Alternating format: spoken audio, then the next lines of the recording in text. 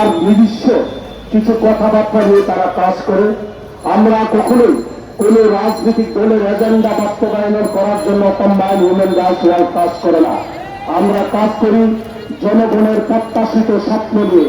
আমরা কাজ করি যেখানে অধিকার নষ্ট হয়, যেখানে বিনষ্ট হয় মানুষের অধিকার, যেখানে নির্যাতিত হয় মানুষ, নিপীড়িত হয় যেখানে মানুষ, সেখানে কম্বাইন্ড হিউম্যান রাইটস ওয়ার্ল্ডের সারা বাংলাদেশের এবং বিশ্বের যে মানবিক বন্ধুরা আছেন তারা তাদের পাশে কথা বলেন।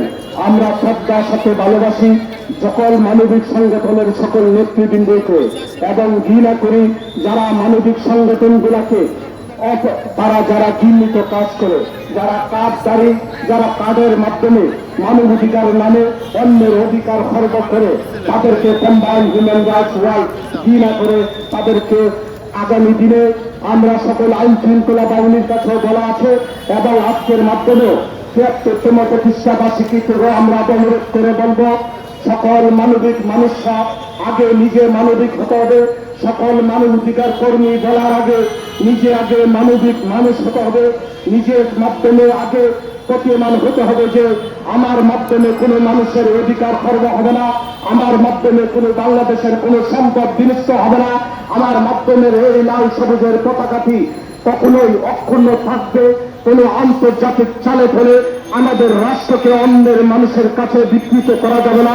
কম্বাইন্ড হিউম্যান রাইটস ওয়ার্ল্ড মনে করে যে আমার আপনার সকলের সম্মিলিত প্রচেষ্টায় আগামী দিনে একটি সুন্দর সোনার বাংলাদেশ রূপান্তরিত হবে। আমরা প্রত্যাশা করি আপনি আমি সকলে মিলে আগামী দিনে এই কৃষকের দেশ, এই মাটির দেশ, এই পানির দেশ একটি সোনার বাংলা সত্যিকার অর্থে রূপান্তরিত হবে।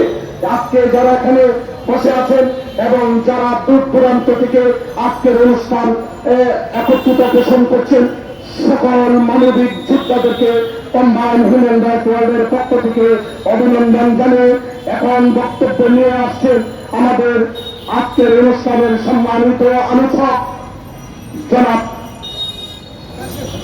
আবুল কাশেম মজুমদার। আপনাকে ওনার সংক্ষিপ্ত বক্তব্য প্রদান করার জন্য কম্বাইন্ড হিউম্যান রাইটস ওয়ার্ল্ড অনুরোধ করছে।